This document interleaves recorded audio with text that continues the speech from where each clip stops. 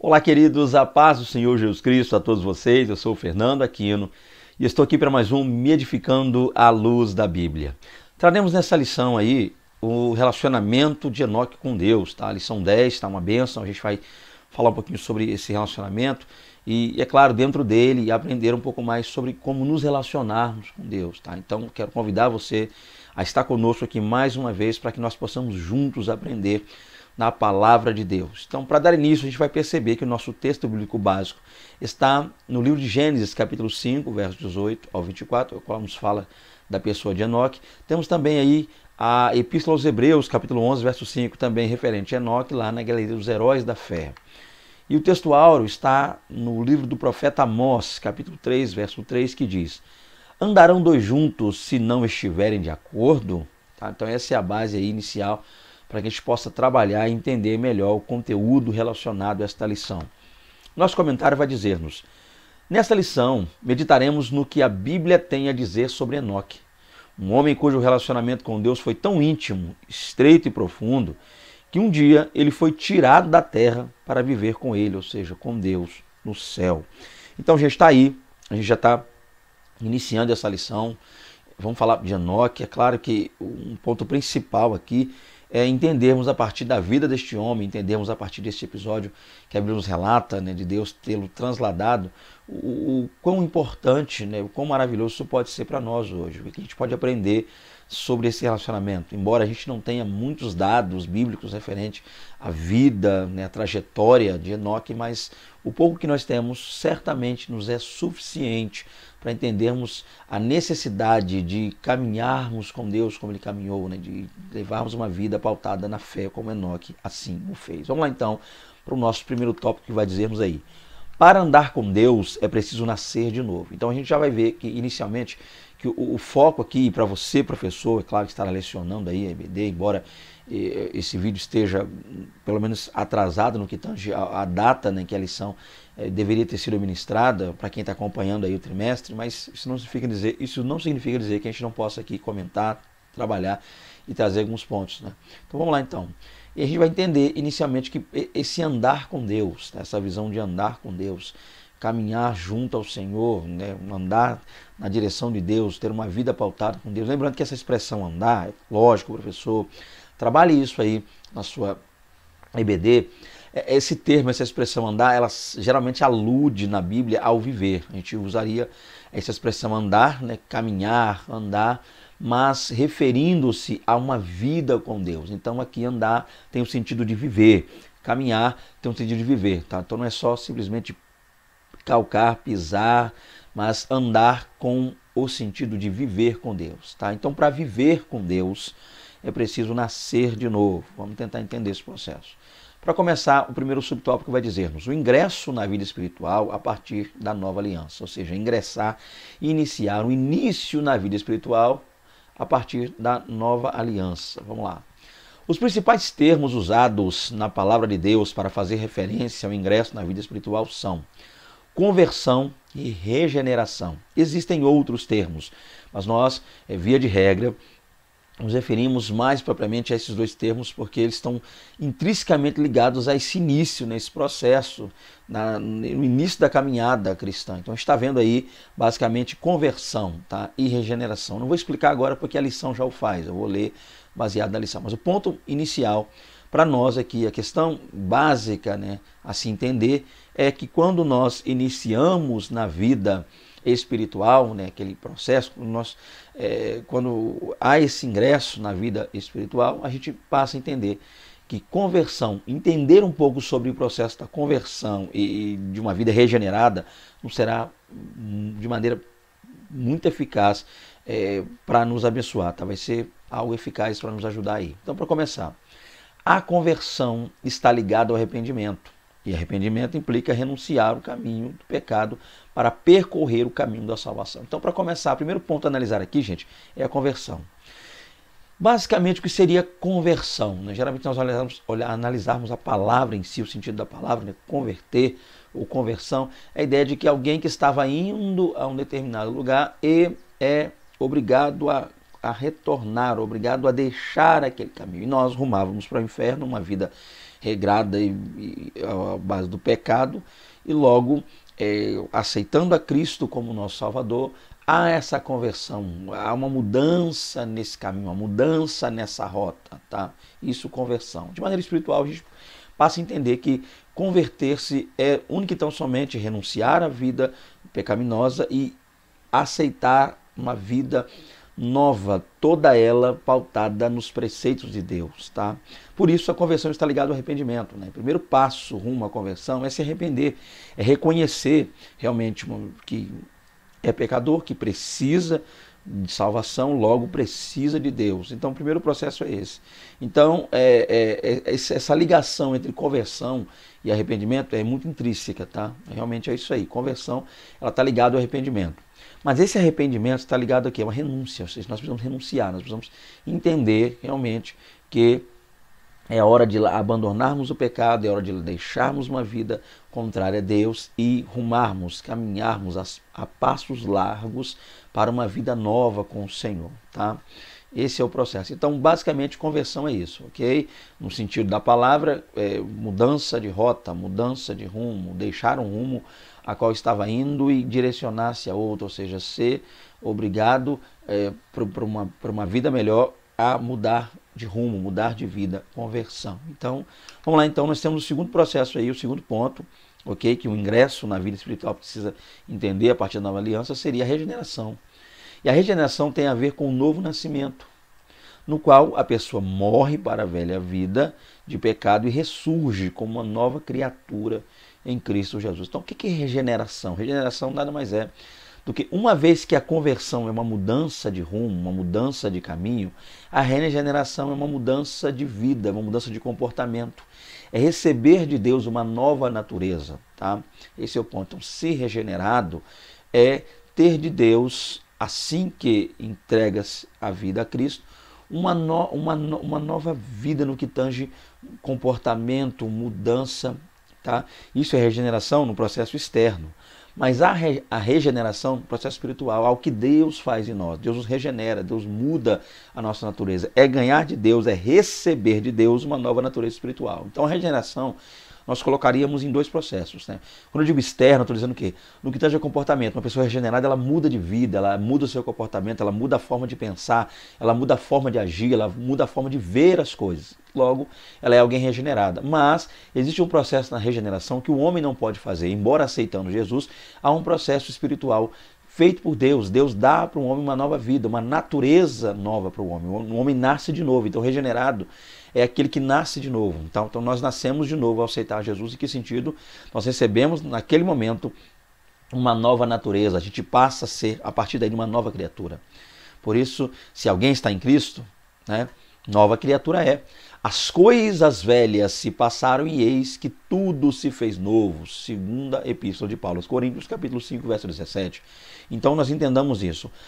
Já que o assunto desta lição, desta aula, é o relacionamento de Deus com Enoque, e a visão que nós entendemos disso, é o fato de andar com Deus, ou andarmos com Deus como este homem também andou, a ponto de ser transladado pelo Senhor, tamanho maravilhoso foi esse relacionamento. Então o primeiro processo é esse, entender que tudo inicia-se na conversão, tá? Numa mudança de rumo.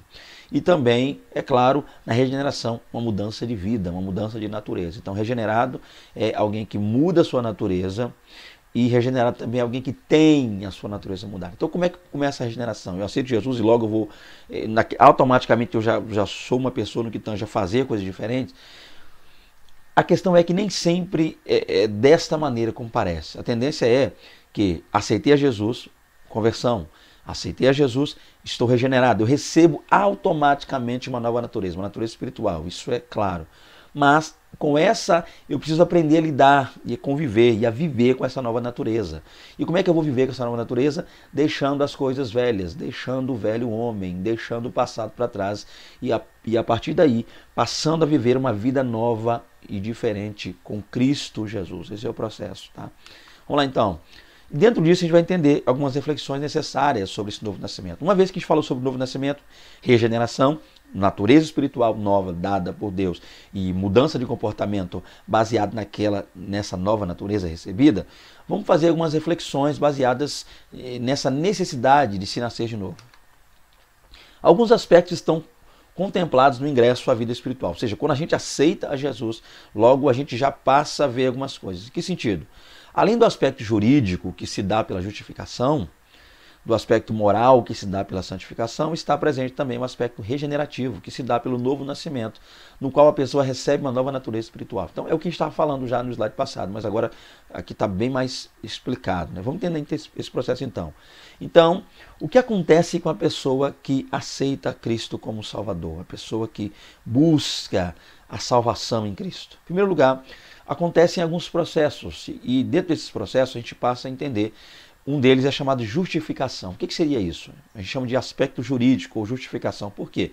Porque a posição do homem diante de Deus, ela muda. Ou seja, o homem sem Cristo, a posição dele é a posição de réu já, vamos dizer assim, condenado no que tange já a ir para um lugar que inclusive nem foi preparado para os homens, né? Jesus fala sobre isso. O inferno foi preparado mais para o diabo e seus anjos, mas não para o homem. Mas há pessoas que acabam não entendendo isso e não entregam a vida a Jesus. Então, o homem sem Jesus, o homem sem Deus, a sua posição é a posição de réu, pecador, condenado, tá? Mas aí essa pessoa entende que precisa de mudança, lógico, é pelo Espírito Santo convencido, e ele abraça esse processo, entende isso e aceita Jesus. O que vai acontecer com essa pessoa? A posição, por isso que a gente chama de jurídico, a posição dessa pessoa espiritualmente muda. Ou seja, até antes da conversão, réu, condenado, morte, inferno. Aí aceita Jesus, muda, ela passa a ser justificada. É uma doutrina bíblica chamada justificação, na qual Cristo assume nosso lugar no que tange a posição diante de Deus. Ele assume nosso lugar, ele leva sobre si nossos pecados, logo nós somos, através da morte de Cristo, justificados. Tá? Essa é uma posição que não é a da lição, por isso eu não vou me estender demais isso aqui. Aí nós temos outro ponto também, que é essa questão, e essa posição de justificação está ligada ao aspecto moral, né? E também que se dá pelo aspecto da santificação, no que tange o que está presente também no aspecto. Vamos lá, vamos entender isso aqui. Então, além do processo jurídico que se dá pela justificação, então a posição do homem muda. Tá? Essa visão muda. O homem é inocentado, por assim dizer, por Cristo. O homem que aceita Cristo como Salvador. Ele não está mais naquela condição ali que ele estaria ir para o inferno. Aí vem o processo moral, que é ligado à santificação. Ele não só muda de posição, como ele muda também o seu posicionamento, a sua forma de agir e de ver as coisas. O nome disso é santificação, uma outra doutrina bíblica. Mas nós temos aqui, que é o nosso foco, eu vou me ater mais aqui, ok? Caso você queira saber mais sobre justificação e santificação, você pode perceber que eu estou meio correndo aqui mais para poder não estender demais o vídeo, mas meu contato fica aí, WhatsApp, você pode enviar uma mensagem, de repente aqui nos comentários desse vídeo você pode fazer uma pergunta aí, a gente vai estar falando um pouco sobre esse assunto que é muito importante. Mas o nosso ponto é focar aqui, e para você, professor, também, atenha-se a isso aí na sua aula, a focar-se nessa visão do novo nascimento, regeneração. Mas vamos lá, está presente também o aspecto regenerativo, que se dá pelo novo nascimento, na qual a pessoa recebe uma nova natureza. Então, como a gente já falou no slide anterior, quando uma pessoa se entrega a Cristo e aceita Ele como Salvador, a fim de receber dele essa mudança, a pessoa também recebe com isso uma nova natureza. A pessoa nasce de novo. Esse é o ponto. No quesito de morrer para o pecado e nascer para Deus, nascer para a glória, nascer para a salvação. Tá? Há uma mudança interessante aí, não só na posição, como na moral da pessoa, mas também nessa natureza. A pessoa recebe uma natureza do Senhor. Há de se destacar nesse ponto alguns pressupostos do relacionamento com Deus. Vamos entender isso aqui. Haja vista o fato que a gente já falou que seria essa nova natureza. Relacionar-se com Deus não é um processo automático. Então, para começar, aceitamos ao Senhor, agora passamos a nos relacionar. Aí é que vai ter início o relacionamento com Deus. Mas nós precisamos iniciar esse relacionamento partindo de alguns pressupostos. A gente já deve ter isso em mente. O que nós devemos ter em mente ao iniciarmos o nosso relacionamento com Deus? O fato de que relacionar-se com Deus não é um processo automático. Tá? Não é simplesmente assim, aceitei a Jesus, pronto. agora eu estou bem com Deus, me relaciono muito bem, não há nada mais a ser feito, não há nada mais a ser mudado, não, é simplesmente aceitei, levo a vida que eu sempre levei, continuo como sempre fiquei, simplesmente, não é tão simples assim, não é algo automático, não é algo programável. Uma vez que nós aceitamos ao Senhor, nós precisamos aprender a nos relacionar com Ele. E a melhor maneira de aprender a se relacionar com Deus é entendendo, através da palavra de Deus, qual é a vontade dEle para conosco, qual é o desejo dEle para conosco. Deus, em sua palavra, dá para nós muitos exemplos de como nos relacionarmos com Ele. A partir do momento e relacionar-se com alguém é saber automaticamente o que essa pessoa gosta, o que não gosta, até onde podemos ir com essa pessoa ou não, o que deve ser evitado, né, ali no quesito de trazer alguma espécie de mal, algum problema, né, algum tipo de situação difícil com essa pessoa. Então, o primeiro processo é esse, não é algo automático não, o relacionamento com Deus precisa ser trabalhado todos os dias. E a melhor maneira de fazermos isso é analisando a palavra e obedecendo a mesma. Lá veremos que relacionar-se com Deus implica em oração, implica em leitura da palavra, implica numa vida pautada na vontade e no desejo de Deus, implica em amar a Ele, né, acima de tudo e todos, amar ao próximo como a nós mesmos. Então existe uma série de questões que precisam ser observadas quando o assunto é relacionamento com Deus. Nós vamos nos relacionar com Deus, mas entender que relacionar-se com Deus não é só aceitá-lo, não é só dizer eu quero e aceito o Senhor, mas é aceitar também aquilo que Deus pré-estabeleceu para conosco. A vontade de Deus deve imperar em nossas vidas. Continuando, ouvir falar de Deus não faz de nós um seu seguidor. Há pessoas que dizem, não, eu já ouvi falar de Deus, eu sou filho de Deus, tá? É muito mais que isso. Não é só de ouvir falar, mas é aproximarmos de Deus. A Bíblia diz, achegai-vos a mim, o Senhor diz, e eu me achegarei a vós. Né? O Pedro Tiago fala isso. Então, é achegar-se, é aproximar-se, é nos colocar próximo ao Senhor. Isso que é interessante. É aquilo que Elias inquiriu lá do povo, diante do Monte Carmelo, para que o povo tomasse uma decisão na vida, se Baal ou se Deus, mas se Deus, que houvesse uma aproximação. Então, não é só ouvir falar de Deus, não é só dizer, eu ouvi falar, eu li em algum lugar, ou alguém me disse quando criança, eu tenho uma experiência que eu ouvi. Não, é viver com Ele. Ser seguidor é andar debaixo do centro da vontade de Deus, é obedecer à vontade de Deus, é obedecer à palavra de Deus, é viver realmente uma vida toda ela voltada à obediência ao Senhor. Então não basta só dizer, eu ouvi falar de Deus, então logo eu tenho um relacionamento íntimo com Ele, eu sei quem é Ele, eu conheço Ele. É muito mais que isso, vai além disso, tá? Então esse é o ponto. Continuando. Ninguém jamais se relacionará com Deus a não ser pelo Espírito, porque Deus é Espírito.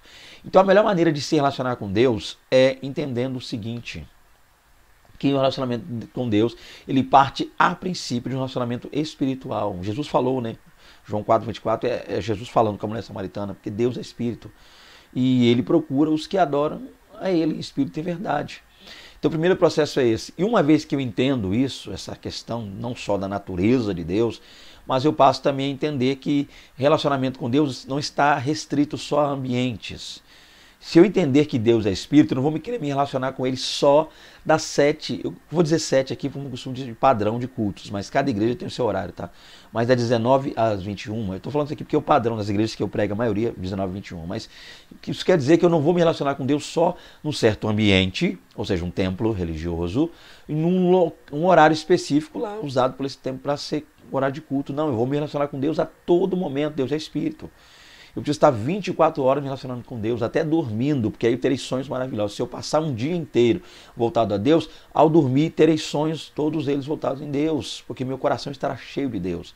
Então, entendendo que Deus é Espírito, o relacionamento não será só um relacionamento ligado a questões físicas, tá? O mundo material em si, nos horários e tempos que eu determinar para que seja esse relacionamento, nos lugares de maneira específica. Não, é um relacionamento com Deus em todas as áreas da minha vida. Então, com isso, eu acho que finalizando essa visão do subtópico, é entendermos que Deus quer se relacionar conosco, em todos os momentos da nossa vida. em todos os ambientes onde a gente possa estar. Deus quer se relacionar conosco em casa, na escola, no trabalho, na faculdade. Deus quer a todo momento, a todo instante se relacionar conosco. Tá? Eu acho que, dito por isso, a gente já pode seguir para o próximo slide. E você, professor, peço a você aí que vai trabalhar essa lição, foque bastante nisso aí. Dê exemplos, né, de lugares, de situações, ambientes, na qual muitas vezes as pessoas acham que Deus não está se relacionando ou que não pode se relacionar com Ele. Por isso, acabam se afastando de Deus. Continuando, a crise da conversão. Vamos lá, crise da conversão ou conversão. A conversão é uma crise porque implica mudança total e radical de vida. A conversão dá início ao relacionamento do homem com Deus. Então, primeiro processo. Essa expressão crise aí está utilizada o quê? Está utilizada aí, essa expressão crise foi inserida nesse contexto, desse subtópico, para falar-nos do que acontece no coração e na mente de quem se converte, no coração e na mente de quem é chamado por Deus. Há uma crise interna, há uma crise, e às vezes externa também, que implica a vida da pessoa. Então, a gente percebe que aceitar a Jesus é para alguns uma certa dificuldade, pessoas que não conseguem conciliar isso. Por quê? Porque uns pensam que aceitar a Jesus é abrir mão de amigos. Outros já vêm, como aceitar a Jesus, abrir mão de regalias e questões ligadas a uma vida abastada.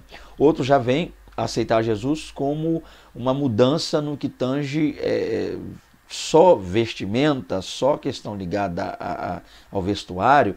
Então, existem pessoas que não conseguem conciliar bem esse processo de entregar a vida para Jesus, porque vê isso como uma crise. Elas têm inicialmente essa dificuldade, medo do que pode acontecer, medo das mudanças que ocorrerão, né, serão ocasionadas a partir do momento que ela aceitar Jesus como Salvador. Então há pessoas que têm, a princípio, essa dificuldade quando o assunto é conversão. A gente vai ver alguns exemplos aqui dentro da Bíblia. Como exemplos de pessoas que enfrentaram uma crise de conversão, citamos, baseado na lição, nós temos Pedro, Tiago e João. E eu tomei a liberdade de colocar aqui entre parênteses André e vou explicar por quê. Inicialmente o texto aqui é Lucas 5,11. Quando Jesus está recrutando os seus primeiros discípulos, Jesus passa lá no Mar da Galileia, os discípulos estão ali no barco consertando as redes, né? Até algumas traduções estão lavando as redes. Jesus chama para que Pedro adentre junto aos discípulos no barco e afaste aquele barco um pouco da terra, prega naquele barco, e assim que prega, ele lança a Pedro e aos demais o convite de voltar ao mar alto, né? Lá no fundo do mar, no mar alto, melhor dizendo, no meio do mar, para pescar.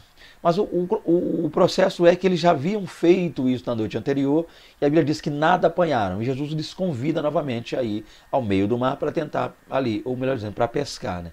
E eles então, eu digo tentar na visão deles, e eles então lançam a rede, ou melhor dizendo, Pedro é quem lança a rede, os demais não lançam, e a rede vem cheia de peixes. O que é o processo básico aqui entender? O contexto aqui inicial, a gente já acabou de citar, mas quando tudo isso acontece após pescarem, as redes quase se rompem, a rede quase vai a pique, tamanha a quantidade de peixes.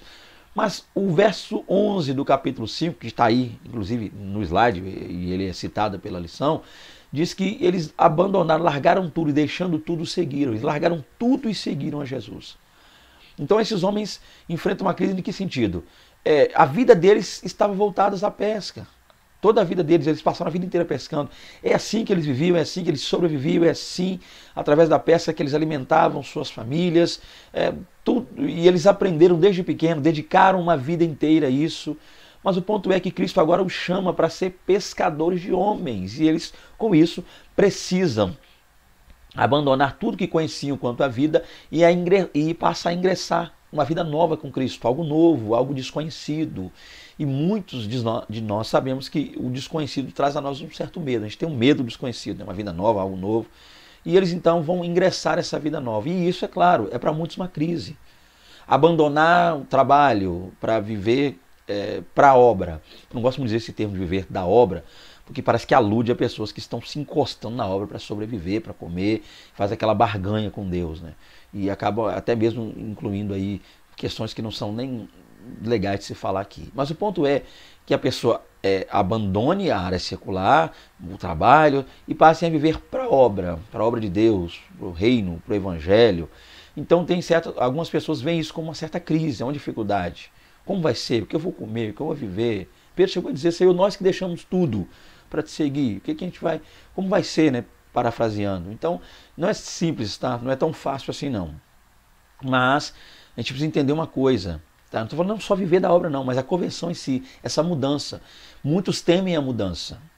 Quem serão meus amigos agora que eu tenho Jesus? Porque eu tinha uma pá de amigos, alguns dizem, lá no mundão. Quem serão meus novos amigos agora? Será que os mesmos vai mudar? Ou seja, como é que eu vou viver agora? Como é que eu vou passar a me vestir agora? Que ambientes eu vou frequentar agora? O que é estar na igreja? Eu vou ter que deixar algumas... Então, por causa dessa crise, algumas pessoas acabam tendo essa dificuldade no processo de conversão. E lembrando que eu citei André, por quê? Porque o texto de Lucas 5 não traz o nome de André. Mas, se você ler o texto de Marcos 1, a partir do verso 16, se não me falha a memória, vai dizer que Jesus vinha passando pela praia, mar na Galileia, e ele viu André e Pedro, que eram irmãos. Estavam lá, ali, pescando, porque eram pescadores. E ele chamou André e Pedro, no texto de Marcos 1. E também no texto de Marcos 1, só que o verso 19 disse que ele também teve um encontro lá, mais adiante ele continuou, né? Então ele já estava com Pedro e André e Pedro estavam com ele, e mais adiante ele encontra Tiago e João, que estavam lavando ou consertando as redes, como o texto parece mostrar-nos aqui em Lucas 5. E ele chama também. Então esse é o prazer. Eles largam tudo e deixando tudo seguem. A mesma coisa que diz em Lucas 5:11. Então com isso nós entendemos que André estava presente. Embora o texto de Lucas 5 não traga o nome de André, só nos diz que houve um grande temor, né? Apoderou-se ali um grande temor no coração de Tiago, Pedro, Tiago, ou seja, Tiago e João, que já estavam com Pedro. Então Pedro é citado por ser o dono do barco, quem leva o barco lá para o meio do mar. João e Tiago são citados porque se apodera do coração deles um grande temor. Mas André não é citado. E a gente até canta, né? Pedro, Tiago, João no barquinho, no mar da Galileia, lançaram a rede, não pegaram, até muito cantado pelas crianças. Mas a ideia é que se nós pegarmos o texto de Lucas 5, junto a Marcos 1, veremos que André, embora não tenha sido mencionado em Lucas 5, é descrito e mencionado lá em Marcos 1. Tá? Então eu sempre quando prego, eu gosto sempre de citar que André estava presente, baseado, é claro, nesse texto aí. Continuando então, vamos lá. Aí nós temos um outro exemplo, que é o exemplo de Saulo de Tarso, o famoso Paulo, né, o apóstolo Paulo. A gente sabe que, inicialmente, esse era um homem que dedicou uma boa parte de sua vida a perseguir os cristãos. Né? Aí encontro, aprender, lançar no cárcere, arrastar, um homem que a Bíblia diz que tinha uma grande crueldade contra os cristãos. Inclusive a Bíblia diz lá em Atos 8:3, né? E Saulo assolava, eu gosto de falar isso aqui às vezes quando estou lecionando, a palavra assolar vem da expressão grega elumaneto, que quer dizer o poder e a força que um predador empreende quando está ali de posse de sua caça. A maneira como o predador avança sobre a caça e assim que ele consegue pegar ali sua presa, ele começa a destroçar. É como um predador mordendo e quebrando em 1000 pedaços ali a sua presa. Então a gente vê um perseguidor.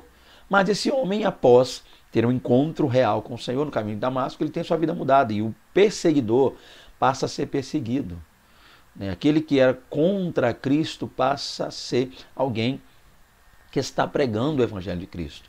É perseguido por isso, leva uma vida difícil. Então, essa questão da crise. E dentro desse processo de crise, eu gostaria que você, de repente, professor, talvez tendo tempo em sala de aula, aí, em loco para falar isso, mas tenta imaginar a mente de Saulo, como não ficou, a mudança que isso foi para ele. Esses 3 dias que ele passou aguardando enquanto não enxergava, propositalmente Deus deixou ele 3 dias cego ali.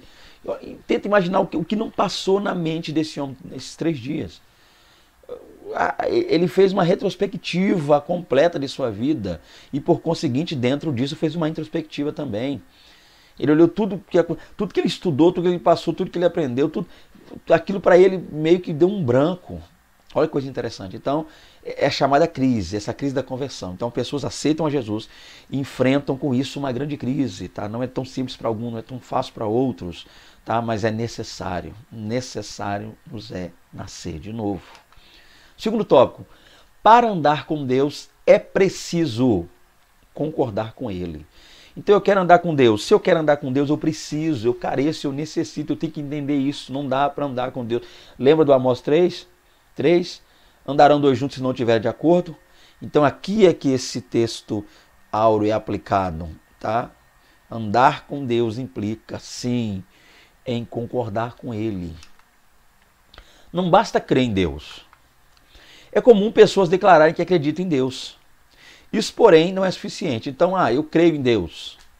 Dizer que crê em Deus é uma coisa. Demonstrar crença em Deus é outra. Né? Essa é diferente. Por mais que essas pessoas, expressem sinais de religiosidade, grande parte delas não vive a vida nos termos de Deus. Muitos não aceitam a Bíblia como regra de fé e prática. Não conhecem a Deus, nem mesmo preocupam-se em saber como agradá-lo.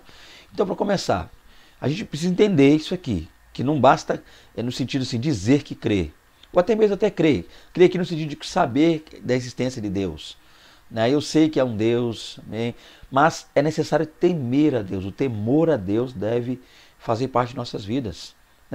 Porque muitas dessas pessoas que se dizem crer em Deus são pessoas que até expressam uma religiosidade, expressam ser religiosos, parecem ter ou exercem, ou pelo menos demonstram exercer um certo temor, tá? Mas não vive.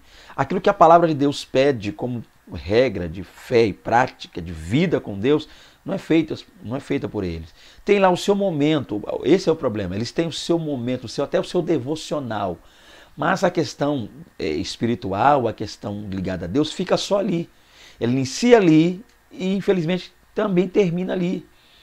Então elas buscam Deus até um certo ponto, um certo momento, um certo horário, assim dizer, uma certa fase da vida, mas fica ali mesmo. Não é algo duradouro, não é algo que se concentra na vontade de Deus.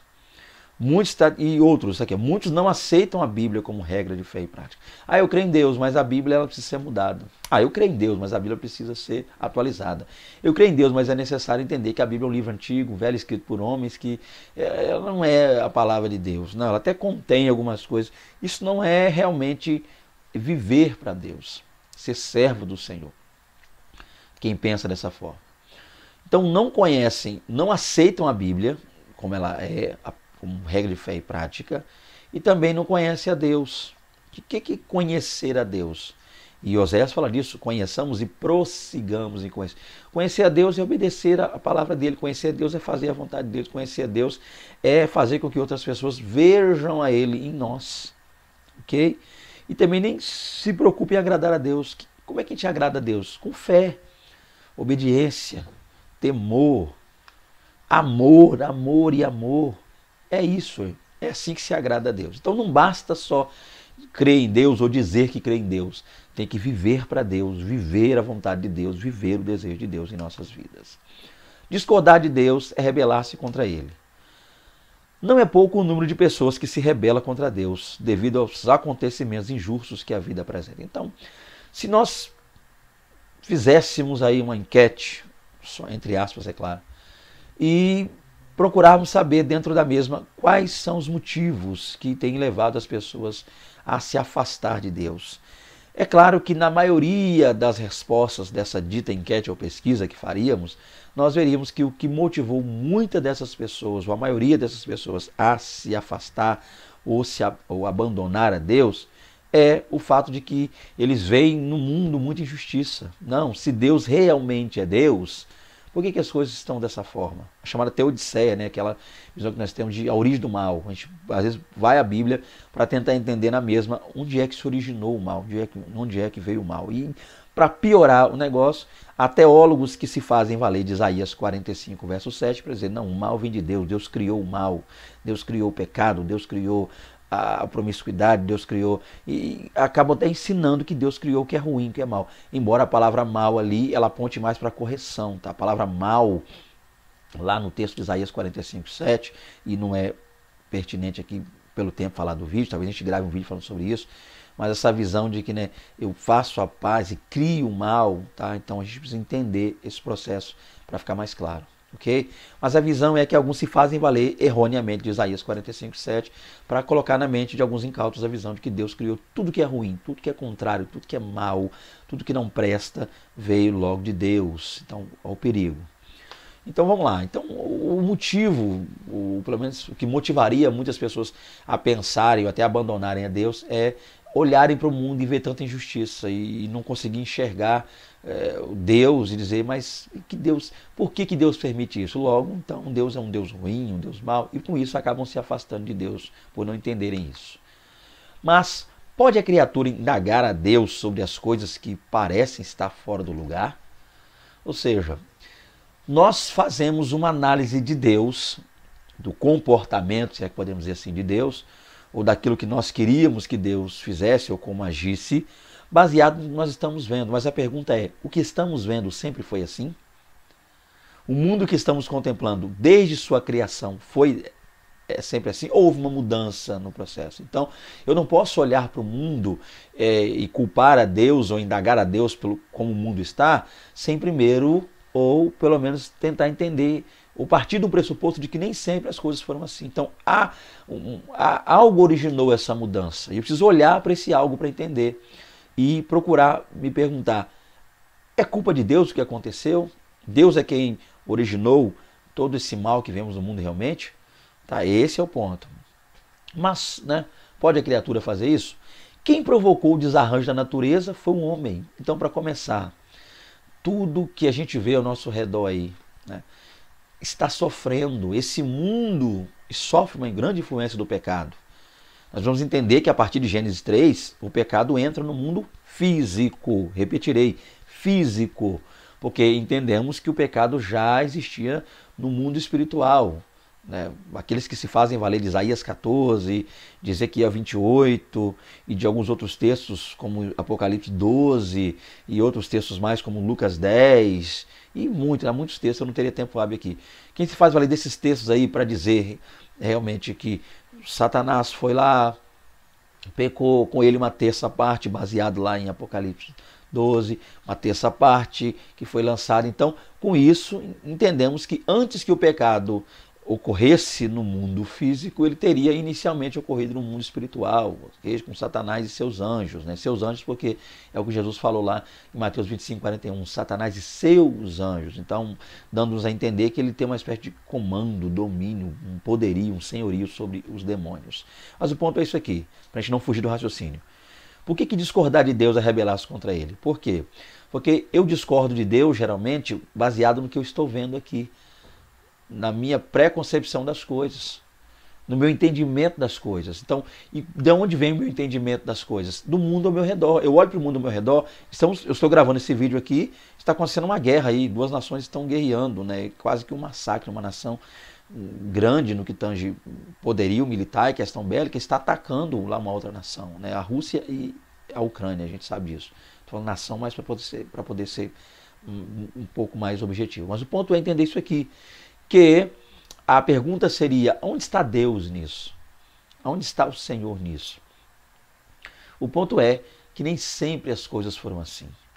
A partir do momento em que houve a desobediência do primeiro casal, a saber, Adão e Eva, o pecado entra no mundo, e Paulo vai dizer que como o pecado entrou como por um homem, o pecado entrou no mundo. O pecado trouxe a morte passou a todos os homens e por isso todos pecaram.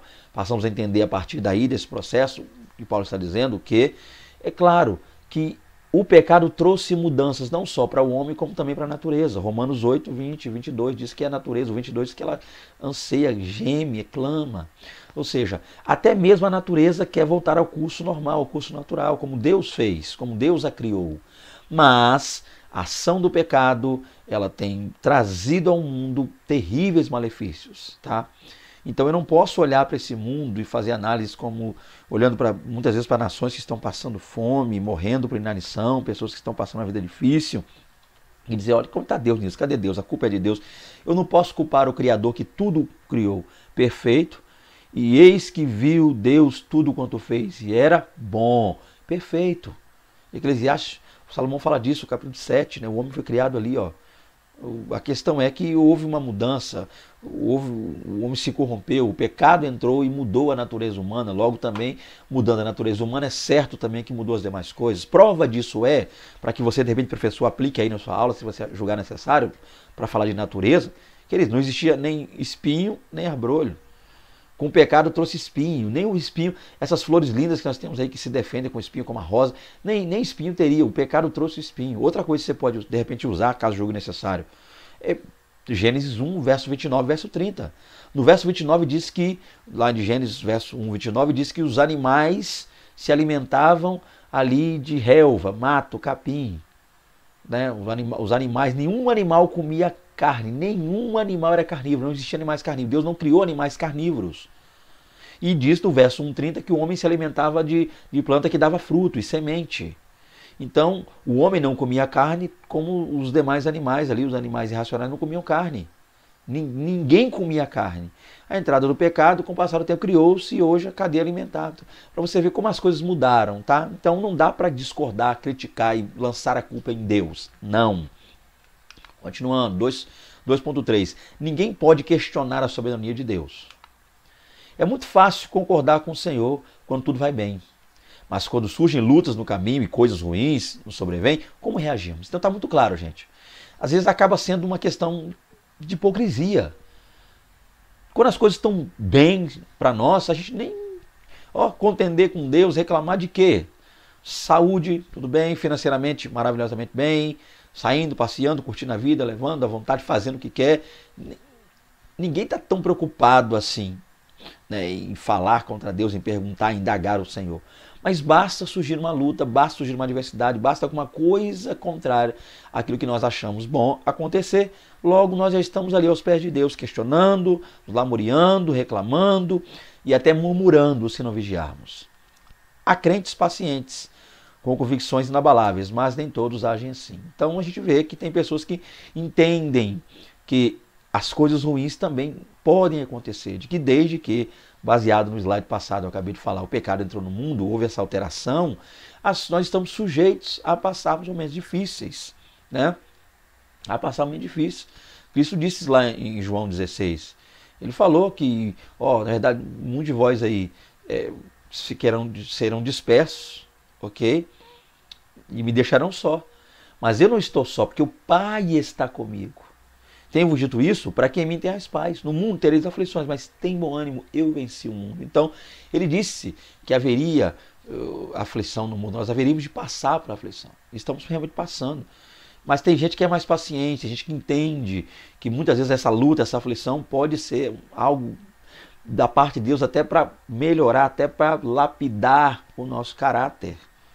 Tá? Então tem gente que entende isso. Há crentes que são pacientes, entendem que as adversidades podem nos acontecer, ok? E por isso eles acabam não murmurando. Mas nem todos são assim. E a lição dá um exemplo de Jó, né? Um grande exemplo está na lição de mestre, está lá, Jó. Concordar com Deus significa não questionar a sua soberania. Então o que é concordar com Deus? Concordar com Deus é o seguinte, é aquela velha frase que você fala para alguém quando você vai consolar alguém que perdeu um ente querido. Deus sabe todas as coisas. Deus sabe todas as coisas. E a verdade é essa, Deus sabe, Ele é soberano. E o que Ele falar está falado, o que Ele fizer está feito. E não há que se contender. Deus não precisa dar conta dos seus atos a ninguém. Então a gente precisa entender o seguinte, Deus é soberano. Deus ele tanto pode dar a vida como pode tirá-la. Deus tanto pode fazer algo a nosso favor como pode não fazer. Deus faz o que quer, como quer, Ele é soberano. E isso a gente precisa entender. O primeiro ponto é esse. Então não dá para questionar. Esse slide aí, professor da EBD, trabalha muito esse ponto, tá? De que é errado, de que é desnecessário, ok? Tentar questionar a soberania divina. Deus é Deus e pronto. Ele manda e pronto. Os pensamentos de Deus são inatingíveis. Vamos falar um pouquinho sobre o pensamento de Deus. Há situações cujo significado não pode ser compreendido no momento em que nos acontece. Algumas delas são entendidas em um futuro próximo. Outras, no entanto, só serão aprendidas na eternidade. Fato é que não absorvemos intelectivamente tudo o que nos sucederá durante a nossa caminhada com Deus nesse tempo. Quem vive por fé, confia e segue em frente. Então, para começar, já li, agora vamos explicar. Então, o início aqui, há situações cujo significado não pode ser compreendido no momento em que nos acontece.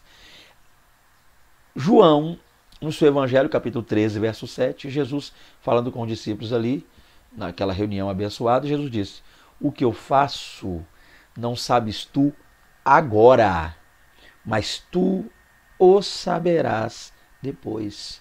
Ou seja, nós precisamos entender, e volto e repito, Deus sabe o que faz. Então nada foge ao controle de Deus. Há coisas que nós estamos passando, no momento a gente não sabe o que está acontecendo. A gente não sabe agora, mas possa ser que no futuro próximo a gente fique sabendo. Deus nos permite e nos faça saber o porquê. Um sofrimento que talvez você que me assiste esteja passando agora na sua vida, na sua família, na sua casa aí, que talvez você não consiga entender ou até mesmo não ache motivo para tal. Mas no futuro Deus pode lhe mostrar, ó, isso aí que você passou foi para te fortalecer nessa área sim, ou para te preparar para algo pior de repente lá na frente. É o trampolim, um patamar para uma coisa mais elevada, ou pior ou melhor, não sei. Ou esse sofrimento seu serve para auxiliar outra pessoa que vai passar por uma situação difícil, precisa de uma base. E você vence isso, porque Deus te dá a capacidade de vencer, a fim de que outros, olhando para você, também possam vencer diante de Deus. Esse é o ponto. Então, coisas que a gente passa hoje não sabe por quê, mas amanhã pode saber. Outras, no entanto, só serão aprendidas na eternidade. Tem coisa que nós não teremos respostas de Deus aqui na Terra.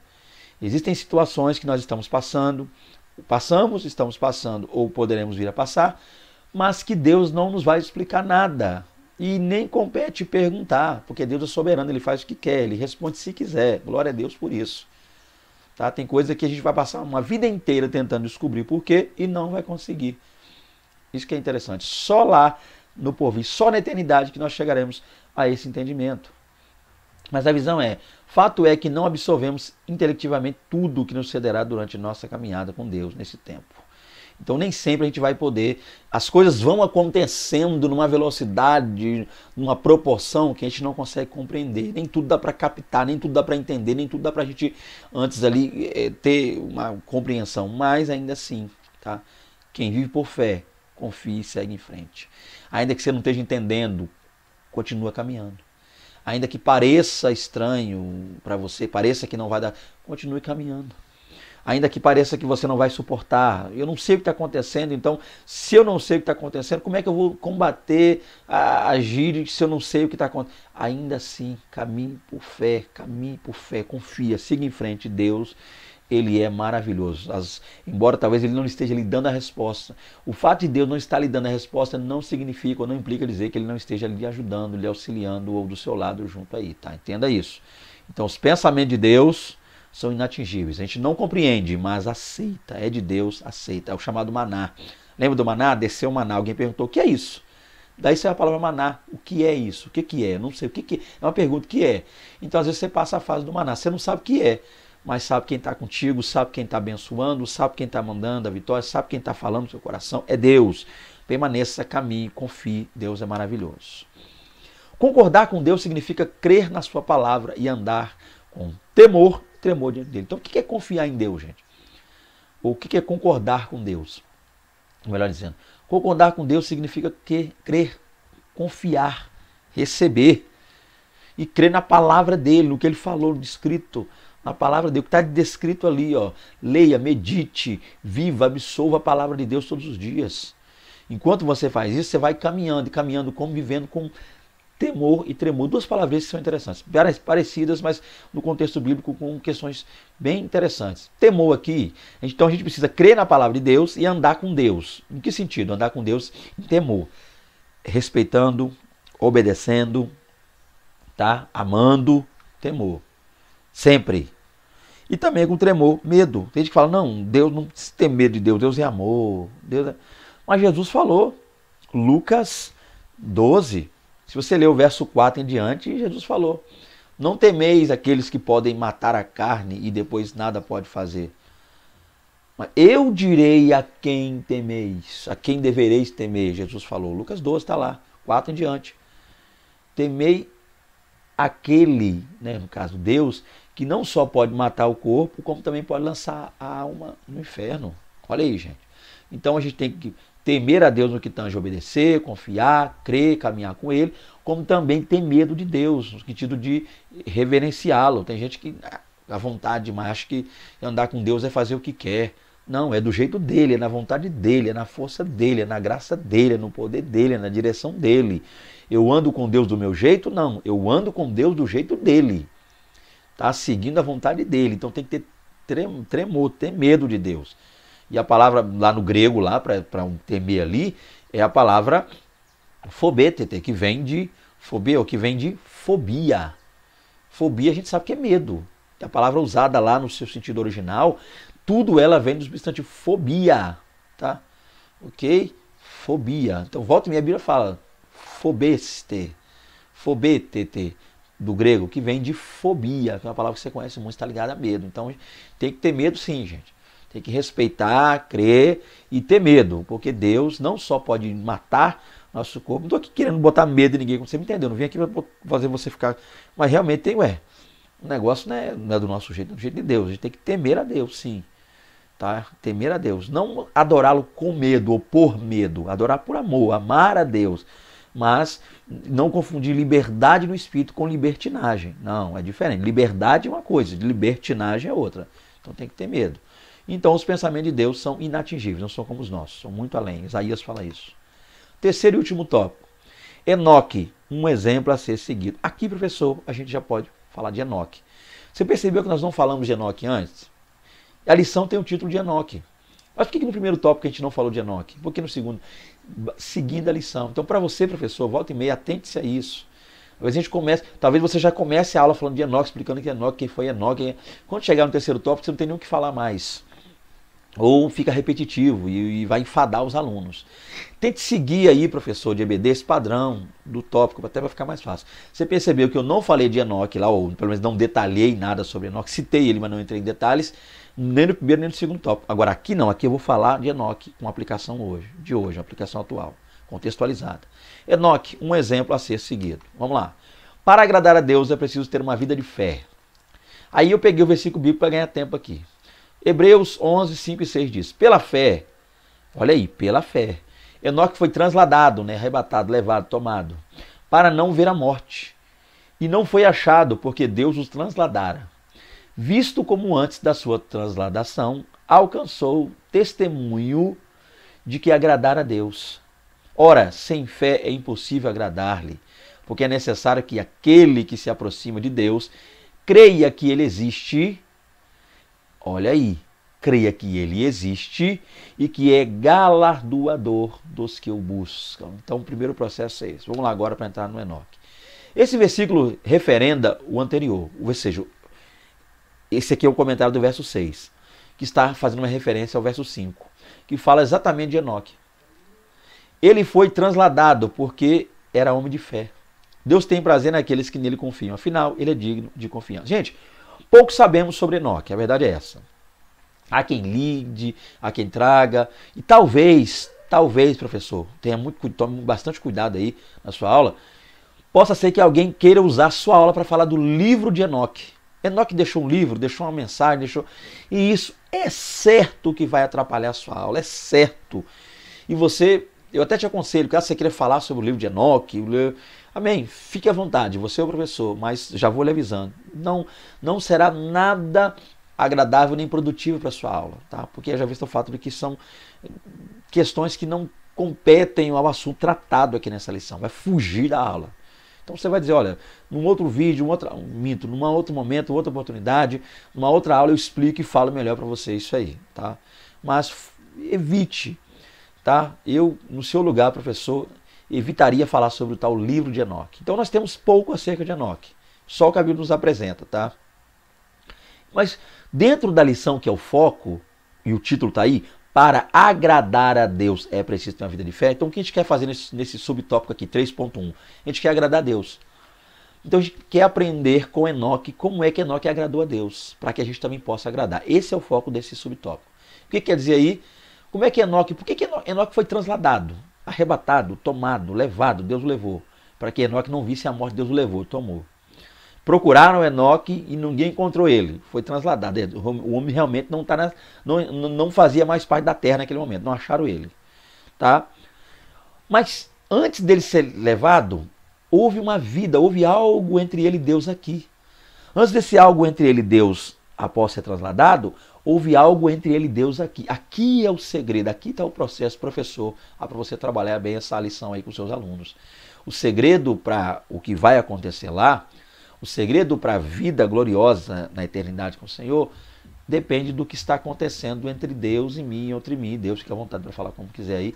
Aqui na Terra, como é que eu estou vivendo com Deus? O que está sendo a minha vida com Deus aqui? É aqui que vai ditar o que vai acontecer lá. Então, antes ele alcançou um testemunho. Ele primeiro agradou a Deus.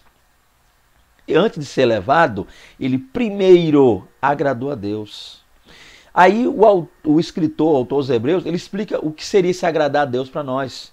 Ele diz, ora, sem fé é impossível agradar. Então, o que Enoque usou para agradar a Deus, se é que a gente pode usar o termo usou, mas o que aconteceu na vida de Enoque que agradou a Deus, foi a fé de Enoque. A fé. Então, quer agradar a Deus? Fé. Tenha fé. Faça valer da fé. Volta e meia, Jesus sempre estava impulsionando alguém a usar a fé. Isso é maravilhoso. Pedro, capítulo 14 de Mateus, caminhou sobre as águas, Jesus estava exercendo a fé dele.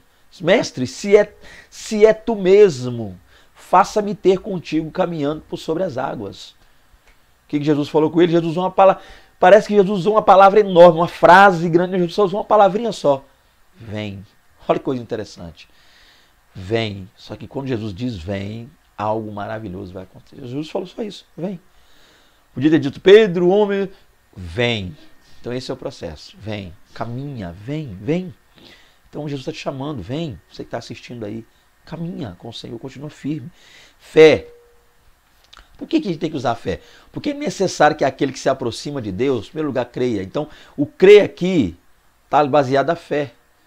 Então a melhor forma de me aproximar de Deus é pela fé, através da fé. Se eu não tiver fé, eu não vou crer realmente em Deus.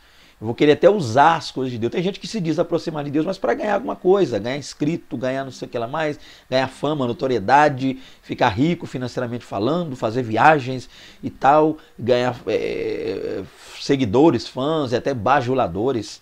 Mas tem que usar fé. Eu tenho que ter fé. Tá? E essa fé parte do pressuposto de que eu creio que ele existe e que ele é galardoador, ou seja, de que ele tem algo. Ele tem uma vida para conosco. Não estou de galardão só de receber o galardão no céu, não. Eu creio que ele existe e há uma vida inteira, uma eternidade preparada por ele para eu passar ao lado dele. Isso é maravilhoso. Tá? Esse é o ponto a se entender e se aplicar aqui. Ok? Então, Deus tem prazer naquele que confia nele. Ele é digno de confiança. Então, quer agradar a Deus? Tenha uma vida de fé. Só isso. Fé. Viva pela fé. Use a sua fé. Você vai agradar a Deus. 3.2. Para agradar a Deus, não se pode viver na carne. Então, de contrapartida, de um lado, fé. Mas aí, você, assim como eu, é um pecador. Ainda temos uma natureza pecaminosa. Embora a gente não peque no sentido proposital, a gente não vai todo dia lá buscando pecar, a gente não faz de maneira proposital, mas o ser humano já tem uma natureza pecaminosa que sempre está levando, ou inclinando a pecar. Então, como é que a gente faz para agradar a Deus? Não dá para viver na carne. O plano da vida espiritual consiste em mortificar a carne. Paulo trabalha bem essa dualidade entre viver na carne e viver no espírito em sua carta aos Romanos. Na carta aos Gálatas, o apóstolo declara que viver na carne implica dar vazão ao pecado. Então, para começar, dentro desse processo do plano de salvação, nós temos aí a vida espiritual, viver com Deus, andar com Deus. A lição fala disso, andar com Deus, caminhar com Deus, viver com Deus. O que é o ponto a se entender? A melhor maneira de entender o viver com Deus é entender que a gente precisa todos os dias estar mortificando a carne. O que é mortificar a carne? Mortificar a carne é não alimentá-la. É não fazer as coisas que a carne me pede ou manda que eu faça, exija que eu faça. É não dar alimento para a minha carne. Ou seja, é fazer com que a minha carne... Você entendeu? Não estou dizendo que é não comer, tá? O inanição. Você entendeu? Não alimentar a carne é não fazer, não ceder ante aos desejos da carne, os anseios da carne. O que a carne anseia? Prostituição, lascívia, pecado, as coisas ruins, as coisas que são contrárias a Deus. A minha carne sempre será contrária ao Espírito no que tange viver pela fé, viver no amor de Deus, viver no amor de Cristo. Então, mortificar é não alimentar, é deixar ela minguar, morrer aos poucos.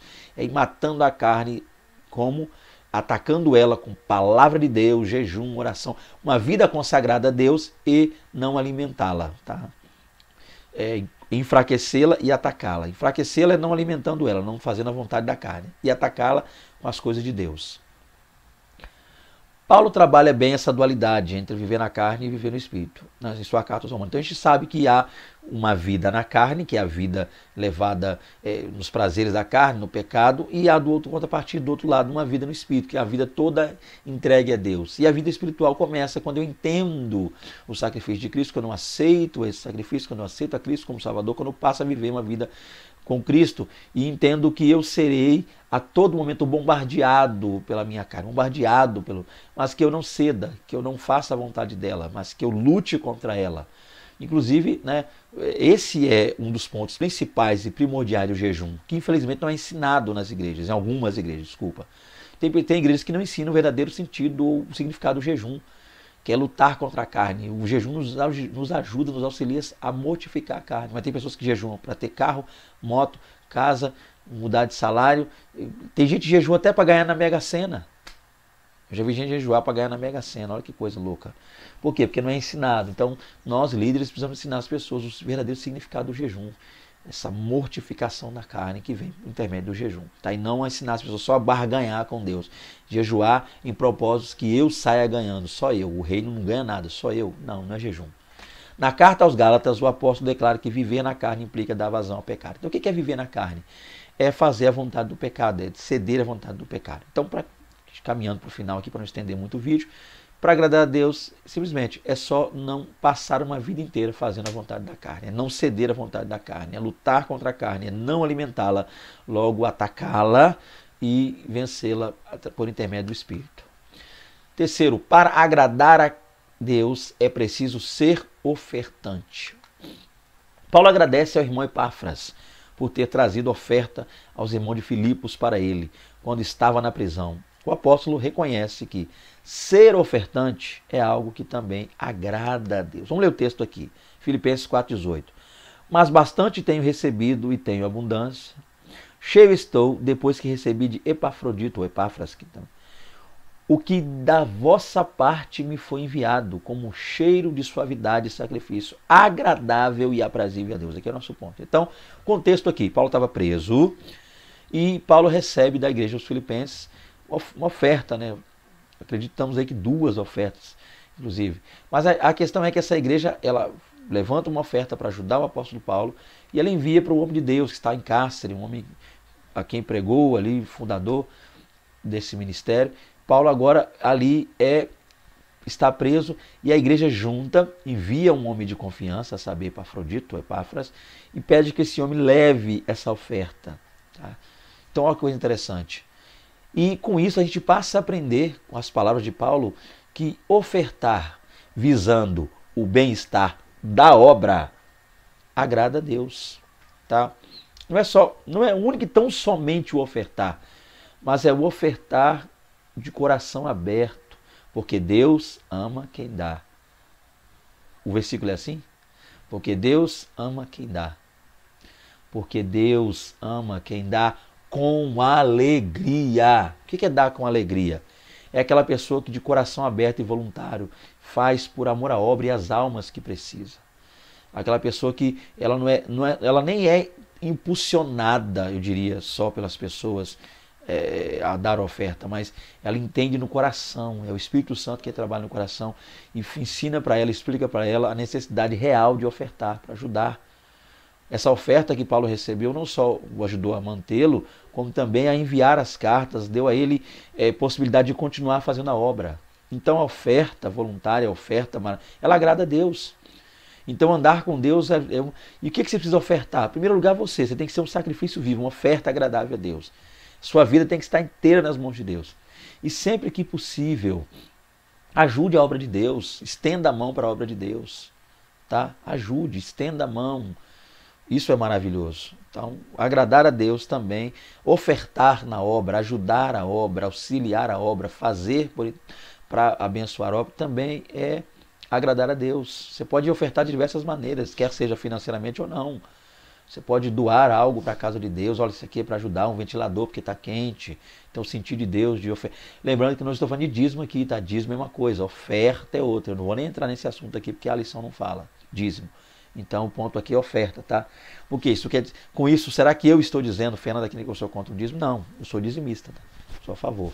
Tá? Eu já vou logo antecipando, caso alguém pense que eu sou a favor do dízimo, sou dizimista. Se de repente você é ao contrário, acha que não é para agora, é só para Israel, para a antiga aliança, talvez você manda uma mensagem, a gente vai falar um pouquinho sobre dízimo aí, apesar que eu não sou aquele cara de ficar muitos debates, por isso é que eu não venho para cá debater aqui no YouTube, porque eu não acho legal isso, não é produtivo. Eu vejo, tem tantos vídeos aí debatendo, e o que eu mais estou vendo é a gente desviando, saindo da casa de Deus, do que a gente entrando através dos vídeos. Então a gente está aqui para ajudar e não para criar problema. Mas o ponto é esse aqui, ó.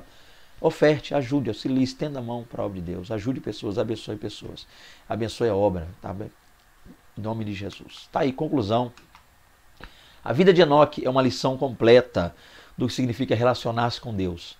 Esse relacionamento teve um começo e aparentemente nunca foi interrompido. Olha que maravilha. Enoque sempre concordou com Deus, por entender que ele sabe tudo e que jamais erra, e viveu uma vida de fé. Como resultado, Deus tirou-o da terra e levou-o para si. Vale ou não vale a pena relacionarmos com Deus? Olha que pergunta maravilhosa. E é claro que vale, essa é a resposta, ok? Então tá aí, mais uma lição, que Deus e Cristo possa guardar, abençoar e fortalecer a sua vida, a sua casa, a sua família. Sentindo o desejo de contactar-nos, eles aqui, tá?